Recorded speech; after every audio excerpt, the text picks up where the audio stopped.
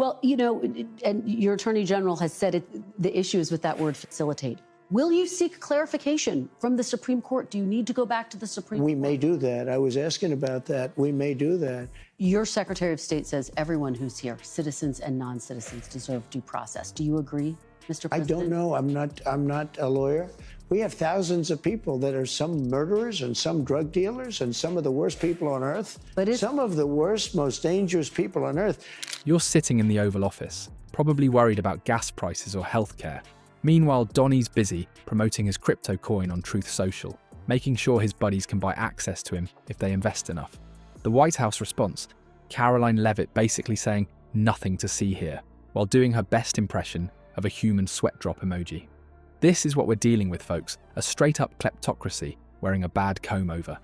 Please allow me to clarify, since Trump's return to power, the Trump family has been suddenly generating $1 billion each month, while you are struggling to pay for gas?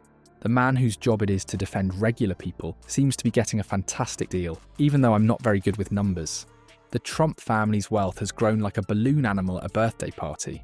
Whoa, slow down, dude. You're bringing shame on us, they'll even say. Also, how does the White House fare? They act as if it's only Tuesday. It is not unusual for a president's family to become as rich as Scrooge McDuck out of nowhere, is it?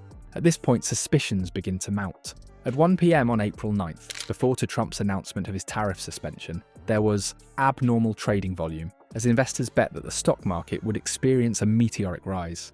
One of the largest gains in history occurs in the market when Trump suddenly reveals his substantial tariff announcement at 1:18 p.m. What a bizarre coincidence.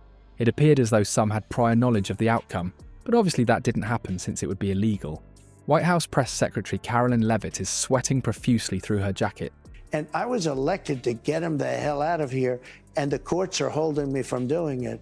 But even given those numbers that you're talking about... We may do that. I was asking about that. We may do that. Your Secretary of State says everyone who's here, citizens and non-citizens, deserve due process. Do you agree, Mr. President? I don't know. I'm not a lawyer. They think it's a totally different decision. Well, you say you have the power to bring them back, though. Your Attorney General says, quote, that's up to El Salvador. Just to put a fine point on this. As she tries to reassure everyone that everything is okay and within the law, she practically feels obligated to compliment the emperor on his new attire as we all gaze at his naked butt. Now let's examine these numbers again. $1 billion monthly for 3 months in a row. It's like winning the American lottery every week, but instead of winning individual tickets, we all pay for them. While the Trumps are probably debating which gold-plated toilet to put in their new mansion, the average American is probably debating whether to pay rent or purchase groceries this month. The White House's rationale is like my nephew's, which he surely didn't eat, but which explains why his face is coated in cookie crumbs all the same. It was a ghost that eats cookies. Go on, you said, darling, but there's more. The corruption feast is just getting started with this family company, Boom, which is worth billions. It is not a defect in the system that Trump's family became exceedingly rich during his presidency. Rather, it is the primary motivation for his desire to seek re-election. Improving America's greatness takes a backseat to increasing Trump's wealth. If you find that awful, just wait till you hear about his groundbreaking new venture in business, which legitimizes email scams involving Nigerian princes. Well, at least these con artists don't have nuclear codes. Do you know what each president before you has needed? A meme coin that can buy you food if you buy enough of it. This is the usual behavior of a president, much to how George Washington sold NFTs of his wooden teeth. Do you have the power to bring Abrego Garcia back as the Supreme Court? Well, I have the power to ask for him to come back if I'm instructed by the Attorney General that it's legal to do so.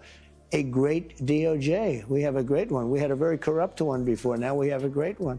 And they're not viewing the decision the way you said it. They don't view it that way at all. It might say that, but if you're talking about that, then we'd have to have 1 million or 2 million or 3 million trials. Well, and your Attorney General has said the issue is with that word facilitate. Will you seek clarification from the Supreme Court? Do you need to go back to the Supreme Court? Or Lincoln offered users premium access to Telegram with his penny stocks. The cryptocurrency that Trump is touting really gives you access to himself depending on how much you invest. It's a pay-to-play game with additional steps. Interested in having a conversation with him about a policy? Buy him some virtual karma instead of exercising your right to vote or sending emails. This is the epitome of democracy, folks. Here we start to get into some murky business. a good chunk of this coin's biggest investors use foreign exchanges that ban US customers. To what end are these coins being sold? Are other countries attempting to sneak into Trump's administration and influence his policies? No way, that would be absolutely crazy. After all, foreign leaders would prefer not to collude with a former president who could run for government again. That will never happen in a million years. To set the record straight, this isn't merely a huge bribery scheme posing as cryptocurrency, as the White House is doing its best to explain. Their reasoning is as rational as the screen door of a submarine. Their main point is that using blockchain technology does not constitute corruption. A dinner for the top investors in Trump's coin is genuinely being planned on May 22nd. Buy my stuff and get direct access to me. It sounds like the ambition of a corrupt politician. So let's talk about this, because obviously you've had a back and forth with the Supreme Court. In a 9-0 decision, the Supreme Court directed your administration to facilitate the return. You've talked about this in the past of Kilmar Abrego Garcia. Because I'm not involved in the legality or the illegality. I have lawyers to do that, and that's why I have from a prison in El Salvador, whose deportation your administration called an administrative error. You said in a recent interview you could bring him back. I don't know. Well, the Fifth Amendment says I don't know. as It seems. Imagine President Trump sitting across from Vladimir Putin at supper, each holding a fork and a request for the nuclear codes. Is there more meatloaf, Vlad? Just promise to buy another 1 million Donnie coins, and it will be taken care of. But in the meanwhile, you may pay with Bitcoin at a brand new Trump property in the UAE. In my opinion, that is unrelated to any policy choices, just like how the fact that my dog ate all my schoolwork has zero bearing on the fact that I didn't finish it. To prevent presidents from profiting from their office, the Constitution contains the peculiar emoluments clause. But the decision as to whether or not he should come back will be the head of El Salvador. He's a very capable man. But you won't. Are you defying the Supreme Court, sir? No, I'm relying on the Attorney General of the United States, Pam Bondi, who's very capable, doing a great job. We have thousands of people that are some murderers and some drug dealers and some of the worst people on earth. But some of the worst, most dangerous people on earth. Which is similar to the employees must wash hands signs found in restaurant restrooms. Foreign influence could be able to affect American policy decisions because of this, which is not just a side project. After hearing all of this, how did the White House respond? Like, nothing to see here, folks, move along, as the corruption fire alarm is blaring in the background. Imagine being a security guard and seeing a stolen television and hearing someone say, they're just borrowing it forever. That's all. The ex-president is raking in the dough from cryptocurrency schemes, and the White House is behaving like it's no big deal. The actions of Trump, according to Senator Warren, are breathtaking corruption that lines his pockets and inspires other politicians to partake.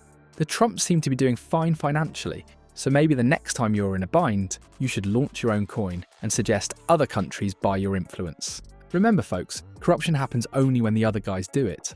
When Trump does it, it exemplifies traditional American enterprise to its finest.